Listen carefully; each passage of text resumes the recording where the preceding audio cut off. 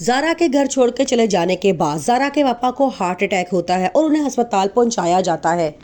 السلام علیکم دوستوں، ڈرامہ سے مفاد پریس کی آنے والی صاحب بہت دلچسپ اور دھماکے دار ہوتی جا رہی ہیں۔ اب آریہ اپنے شیطانی دماغ سے ایک چال چلتی ہے۔ وہ کہتی ہے کیوں نہ زارا کے باپ سے زارا کی جائیداد میں سے حصہ مانگا جائے، لیکن زارا کے باپ کی طرف سے صاف انکار کے بعد اب وہ زارا کو اسی گھر میں رہنے دیتی ہے، اپنے ساتھ واپس لے کر نہیں آتی، تاکہ زارا کے ذہن میں یہ بات اور ذہن نشین ہو جائے کہ اس کی خالہ کتنے اچھے اور اعلیٰ ظرف کی انسان ہے اور اس کا باپ ہی غلط ہے۔ زارا غصے میں اپنا گھر چھوڑ کر آ جاتی ہے اور کہتی ہے کہ میرے پاپا نے میری خالہ کے ساتھ بہت غلط کیا ہے، لیکن اس کو نہیں پتا ہوتا کہ زارا کے پاپا کو اس کے چلے جانے سے ہارٹ اٹیک ہو جاتا ہے۔ جیسے ہی زارا کو پتہ چلتا ہے کہ اس کے پاپا ہسپتال میں ایڈمٹ ہے، وہ فوراً روتی دھوتی وہاں پہنچ جاتی ہے اور بہت معافی مانگتی ہے اور کہتی ہے کہ آپ نے بھی تو غلط کیا تھا نا، میری خالہ بچپن سے لے کے آج تک جنہوں نے مجھے پالا، آپ کے چھوڑ جانے کے بعد شاید مر ہی جاتی، لیکن میری خالہ ہی تھی جس نے مجھے ماں اور باپ دونوں کا پیار دیا۔ آپ نے جب ان کی بے عزتی کی تو مجھ سے برداشت نہیں ہوا، لیکن اس کے پاپا جو اس کو معاف کر دیتے ہیں۔ مہرو اپنے امیچور ہسبینڈ سے بہت تنگ آئی ہوئی ہے، کیونکہ وہ جس بھی پارٹی یا جہاں بھی جاتی ہے وہ وہاں پہ اس کی بے عزتی کرواتا ہے۔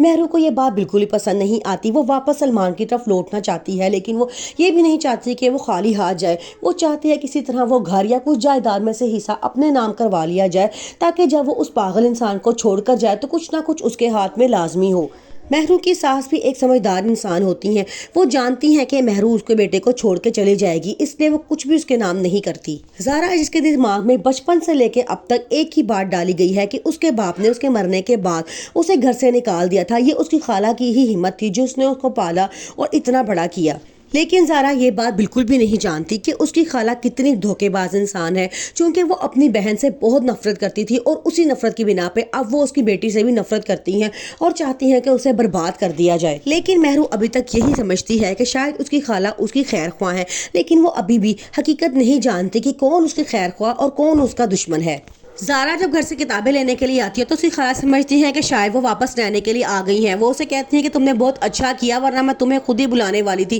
لیکن زارا آگے سے کہتی ہے میں صرف اپنی بکس لینے کے لیے آئی ہوں۔ یہ بات سن کے خالہ کو بڑا غصہ آتا ہے، وہ زارا کو سائڈ پہ لے جاتی ہیں اور وہاں جا کر سمجھاتی ہیں اور کہتی ہیں کہ اب تم نے واپس نہیں جانا ہے، اگر تم سمجھتی تم نے خالہ سچی محبت کی ہے تو تم اس گھر میں دوبارہ واپس نہیں جاؤ گی۔